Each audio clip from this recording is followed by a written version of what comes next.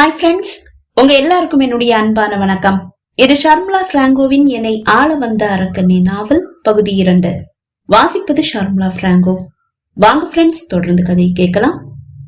மறுநாள் காலை 6 மணி ஆன போதே ஒரு பேகை தோளில் மாட்டிக்கொண்டு வீட்டிலிருந்து புறப்பட தயாரானான் வெற்றி.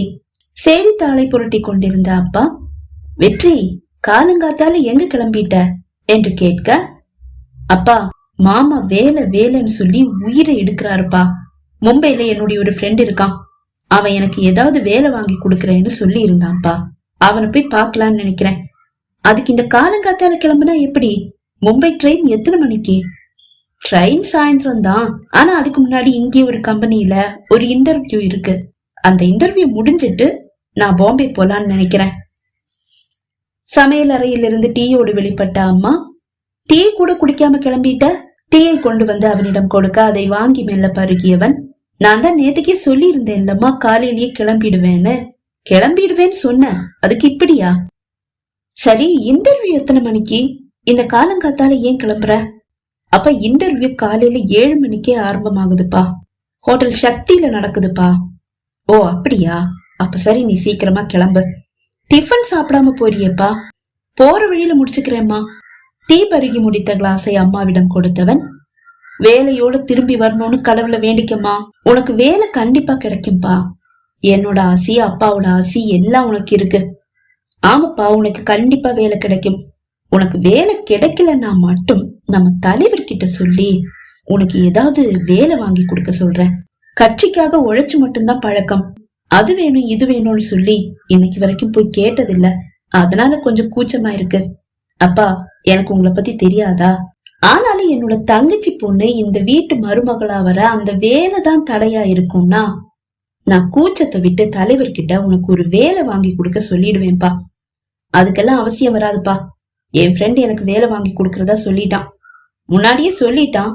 ஆனா பாம்பேல போய் வேலை பார்க்கணுமான்னு யோசிச்சுட்டு தான் இவ்வளவு நாள் பேசாமலே இருந்தேன்.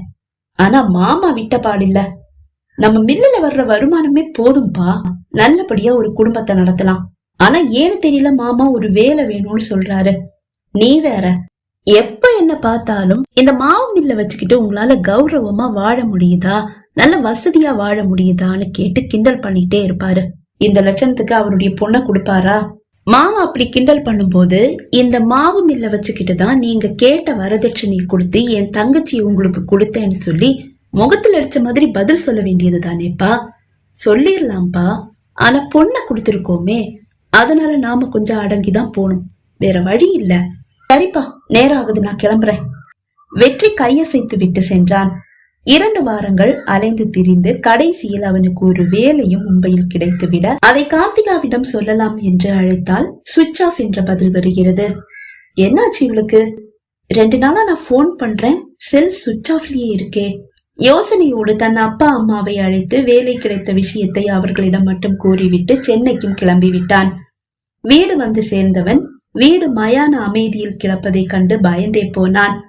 வீட்டிற்குள் வரும்போது அம்மா அவரது படுக்கையில் வீழ்ந்து கிடப்பதை கண்டான். அப்பாவை எங்கும் காணவில்லை. மில்லுக்கு சென்றிருப்பாரோ, இல்லை வேறு ஏதாவது அசம்பாவிதம் ஆகிவிட்டதோ. நேற்றுக்கு போன் பண்ணும்போது கூட அம்மா எதுவும் சொல்லலையே. நீ நல்லபடியா வீடு வந்து சேரு அப்படின்னு தானே சொன்னாங்க. ஆனா குரல்ல ஏதோ மாற்றம் தெரிஞ்சதே. அப்பாவும் நேத்து என்கிட்ட பேசினாரே. தயங்கியபடியே அம்மாவின் அறைக்குள் வந்தவன் அம்மாவின் அருகில் படுக்கையில் அமர்ந்தான். யாரோ தன் அருகில் வந்து அமர்ந்ததை உணர்ந்த அம்மா மெல்ல தலையை திருப்பி பார்த்தார். வெற்றியை கண்டதும் எழுந்து படுக்கையில் அமர்ந்தவர் ஓ என்று அழ ஆரம்பித்து விட்டார். அம்மா, என்னமாச்சு? அப்பா எங்கம்மா? பயம் தொற்றிக்கொள்ள பதற்றத்தோடு கேட்டான் வெற்றி. நாம மோசம் போயிட்டோம்பா, நாம மோசம் போயிட்டோம் என்று கூறி அம்மா அழ, என்னம்மா ஆச்சு? அப்பா எங்கம்மா? அவன் பயந்து விட்டான் என்பதை புரிந்து கொண்ட அம்மா, அப்பாவுக்கு எந்த பிரச்சனையும் இல்லப்பா. ஆனா 2 நாள் முன்னாடி உங்க அத்தை போன் பண்ணி இருந்தாங்க. வெற்றி பத்தி யாரோ ஏதோ தப்பா சொல்லிட்டாங்கன்னு அதை நம்பி அவரு கார்த்திகாவுக்கு அவசரமா கல்யாணத்தை பண்ணி வச்சுட்டாரு. எங்க யாருக்கும் எதுவுமே தெரியல. கோயிலுக்கு போலாம், கிளம்புங்க அப்படின்னு சொன்னாரு. நாங்களும் கிளம்பி கோயிலுக்கு போனோம். பார்த்தா அவருடைய அக்கா பையன் நடராஜன் திடீர்னு கார்த்திகா கழுத்துல தாலிய கட்டிட்டான். என்னாலையும் கார்த்திகாவாலையும் எதுவுமே செய்ய முடியல. கார்த்திகா அழுது புலம்பி கூட எந்த பலனும் இல்லாம போச்சு. தப்பான ஒருத்தனை கல்யாணம் பண்ணி நீ காலத்துக்கு அவஸ்தைப்படுறத என்னால பாத்துட்டு சும்மா இருக்க முடியாது அப்படின்னு சொல்லி அவ கழுத்துல தாலி கட்டிட்டான் நடராஜன் அப்படின்னு அத்தை அழுதாங்க. அப்பா என்ன ஏதுன்னு நியாயம் கேட்க போயிருக்காரு என்று கோரிய அம்மா அழ ஆடி போனான் வெற்றி. யாருமா என்னை பத்தி தப்பா சொன்னது? தெரியலப்பா, அத்தைக்கும் தெரியல. நான் அப்பாவுக்கு போன் பண்ணும்போது அப்பா இத பத்தி எதுவும் சொல்லலையேம்மா. அது எப்படி உங்ககிட்ட சொல்லுவாரு? மும்பைல நிக்கிற நீ உங்ககிட்ட விஷயத்த சொல்லி நீ ஏதாவது பண்ணிட்டா என்ன பண்றது?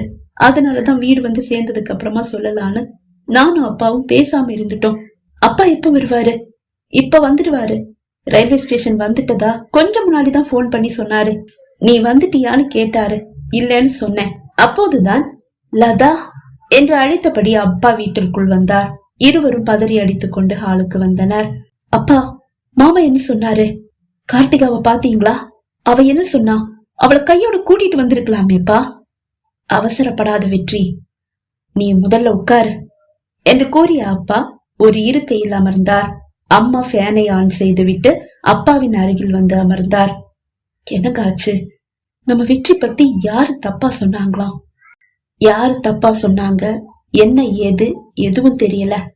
ஆனா இங்க சென்னையில பச்சையப்பன் காலேஜ்ல இவன் பிரச்சனை பண்ணான்ல, அந்த ப்ரொஃபசர் கைய கிழிச்சது, ப்ரொஃபசர் கழுத்துல கத்தி வச்சது, இவனை போலீஸ் அரெஸ்ட் பண்ணிட்டு போனது எல்லாமே அப்படியே புட்டு புட்டு வைக்கிறான் என் தங்கச்சி புருஷன். என்னால எதுவுமே சொல்ல முடியல. இதெல்லாம் உண்மைதானான்னு கேக்குறான். என்ன பதில் சொல்றது? இப்படி ஒரு ரவுடி பயலுக்கு என்னுடைய பொண்ணை கட்டி வச்சா அவ விதவையாதான் வந்து நிப்பா. எனக்கு இருக்கிறது ஒரே பொண்ணு, அவ நிம்மதியா சந்தோஷமா இருக்கணும். அவளுக்கு பிடிக்காத கல்யாணத்தை நான் பண்ணி வச்சதால ஏதோ கொஞ்ச நாள் அவ அழுது புலம்புனாலும் அப்புறம் சமாதானம் ஆயிடுவா, சந்தோஷமா இருப்பா. என் மருமகன் என் மகளை கண்ணுக்குள்ள வச்சு பாத்துப்பான், அந்த நம்பிக்கை எனக்கு இருக்கு அப்படின்னு தெனாவட்டா சொல்றான் உங்க மாமன். என்ன பண்ண சொல்ற? அப்பா கார்த்திகா கிட்ட பேசி இருக்கலாமே, அவளை கையோட கூட்டிட்டு வந்திருக்கலாமேப்பா. கூப்பிட்டேன்பா, கூப்பிடாம இருப்பேனா? கட்டாய தாலி தானே கட்டுனாங்க, நீ என் கூட வந்துடு அப்படின்னு சொல்லி சொன்னேன். அதுக்கு அவ என்ன சொன்னா? எதுவுமே சொல்லல, அழுதுட்டே வீட்டுக்குள்ள போயிட்டா. நான் போய் அவளை கூட்டிட்டு வரேன்பா. துள்ளி எழுந்தவனின் கரத்தை பிடித்து அமர்த்திய அப்பா, நீ போய் கூப்பிட்டாலும் அவ வரப்போறதில்ல. ஏன்பா வரமாட்டா? அவ கழுத்துல கட்டாய தாலி கட்டி இருக்காங்க. ஒருத்தன் தாலி கட்டினதால அவ கற்பொண்ணு போயிடாது. கட்டாய தாலி கட்டிட்டாங்கன்னு ஸ்டேஷன்ல கம்ப்ளைண்ட் கொடுக்கலாம், கோர்ட்டுக்கு கூட போலாம்ப்பா, எல்லா இடத்துலயும் போலாம்ப்பா, அது எனக்கும் தெரியும். ஆனா கார்த்திகா வந்து சாட்சி சொல்லணும்ல, நடந்ததெல்லாம் உண்மைதானு அவ சொல்லணும்ல. அவ ஏன்பா சொல்ல மாட்டா? அவ சொல்ல மாட்டாப்பா. சொல்றவளா இருந்தா நான் கூப்பிடும் போதே என்னோட வந்திருப்பா. இந்த பொண்ணுங்க ஏன்பா இப்படி கோழையா இருக்காங்க? பிடிக்காத ஒருத்தனோட அவளால எப்படி வாழ முடியும்? அப்படி ஒரு வாழ்க்கை அவளுக்கு எதுக்குப்பா? நீ ஈஸியா சொல்லிட்ட, ஆனா அவ நிலைமை என்னன்னு அவளுக்கு தானே தெரியும். அவகிட்ட பேசினாதானே தெரியும். பேசி இருக்கலாமேப்பா. பேச முடியலப்பா. பேசுற நிலைமையில கார்த்திகாவும் இல்ல. அப்படின்னா கார்த்திகா வரமாட்டாளா? வர முடியாத நிலைமையில அவ இருக்கான்னு நினைக்கிறேன்ப்பா. உடைந்து போனான் வெற்றி. அப்படின்னா நான் அவளை காதலிச்சது, அவ என்ன காதலிச்சது எல்லாமே பொய்யாப்பா? நான் இல்லாம அவளுக்கு ஒரு வாழ்க்கை இல்ல, அவ இல்லாம எனக்கு ஒரு வாழ்க்கை இல்லைன்னு பேசணுமேப்பா. அதெல்லாம் வெறும் பொய்யாப்பா. அப்படி இல்லப்பா, காதலுக்கும் மேல சில விஷயங்கள் இருக்கு. அதுதான் இப்போ உங்க வாழ்க்கையில நடந்துட்டு இருக்கு. என்னப்பா பேசுறீங்க? ஒருத்தர் தாலி கட்டுனா, அது கட்டாய தாலி கட்டுனா, உயிரா காதலிச்ச அந்த காதல் பொய்யாயிடுமாப்பா? நான் சொன்னேனே, காதலை விட மேல சில விஷயங்கள் இருக்குப்பா. இப்ப நீ உன் வாழ்க்கையை தொலைச்சிட்டு நிக்கிறேன்னா அதுக்கு காரணம் நீதான் வெற்றி. நான் உன்கிட்ட எத்தனை தடவை சொல்லி இருப்பேன், நான் கட்சி அது இதுன்னு சொல்லி அலையிறேன், அந்த மாதிரி நீ அலையாத, உன் வாழ்க்கையை நீ பாரு, இந்த மாதிரி விஷயங்கள்ல எல்லாம் தலையிடாதேன்னு கேட்டியா? இப்ப பாரு, என்னால உன் வாழ்க்கையும் போச்சு. இனிமேலாவது அடங்கி இரு. இனி நான் எதுக்கு அடங்கி இருக்கணும்? என் வாழ்க்கையே போச்சு, என் கார்த்திகாவே போயிட்டா, இனி நான் எப்படியோ வாழ்ந்துட்டு போறேன். வெற்றி, நீ என்ன பேசிட்டு இருக்க? உனக்கு மும்பைல வேலை கிடைச்சிருக்குன்னு சொன்னல, நீ மும்பைக்கு கிளம்பி போ, அங்க போய் வேலை பாரு, உன் மனசு தானா ஆறும். அம்மா கூற, இல்லம்மா நான் எங்கேயும் போக போறதில்ல, நானும் அப்பா மாதிரியே கட்சியில சேர்ந்துட போறேன். வெற்றி, உன் வாழ்க்கைய நீயே நாசம் பண்ணிக்கிறப்பா. நாசமா போட்டும்பா.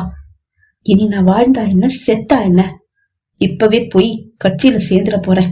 இனி நானும் உங்கள மாதிரிதான் மாவு மில்லையும் பார்த்துட்டு கட்சியையும் பார்த்துட்டு என் வாழ்க்கைய அப்படியே ஓட்டிடுறேன். வாழ்க்கையில் அடிபட்டு எந்த ஒரு லட்சியமும் இல்லாமல் நிற்பவனிடம் வாழ்க்கையை பற்றியும் லட்சியத்தை பற்றியும் கூறுவது வீண் என்பதால் அவனை விட்டு பிடிக்கலாம் என்று அப்பா அம்மா இருவரும் அமைதி காக்க அன்றே அப்போதே அன்புமணியின் கட்சியில் சேர்ந்து விட்டான் வெற்றி. பாரமான இதயத்தோடு கார்த்திகாவையே நினைத்து கொண்டு அவனும் வாழ்க்கையை ஓட்டிக்கொண்டே இருந்தான். இப்படியே 1 வருடம் ஓடி போனது. இப்போது எம்எல்ஏ அன்புமணியின் வலக்கையாகிவிட்டான் வெற்றி. அவன் இல்லாமல் அணுவும் அசையாது என்ற நிலை அவருக்கு. இன்று இதோ இப்போது எம்எல்ஏ அன்புமணியோடு தஞ்சையில் நடைபெறும் ஒரு கூட்டத்தில் கலந்து கொள்வதற்காக தஞ்சை வந்திருக்கிறான் வெற்றி. தஞ்சையில் காலெடுத்து வைத்ததும் அவன் மனம் சுட்டது. கார்த்திகாவின் நினைவுகள் அவனை வாட்டி வதைத்தது. தஞ்சையில் கூட்டம் நடைபெறுகிறது, நாம் அங்கு செல்ல வேண்டும் என்று எம்எல்ஏ அன்புமணி கூறும்போது தான் வரவில்லை என்று தான் வெற்றி கூறினான். நீ இல்லாம எதுவுமே முடியாதுன்ற நிலைமை ஆயிடுச்சுப்பா. படிச்ச பட்டதாரி கூட இருக்கும்போது எவ்வளவு தைரியமா இருக்கு தெரியுமா? எது வந்தாலும் பாத்துக்கலாம், யாருக்கிட்டையும் தைரியமா பேசுவான் அப்படின்ற ஒரு நம்பிக்கை. நீ இல்லன்னா என்னால எதுவுமே பண்ண முடியாது, நீ கண்டிப்பா என்னோட வர என்று கூறி அவனை வற்புறுத்தி தான் அழைத்து வந்திருந்தார் அன்புமணி. பகுதி 2 நிறைவடைந்தது. பகுதி 3 உங்களை சந்திக்கும் வரை விடைபெறுகிறேன். நன்றி, வணக்கம்.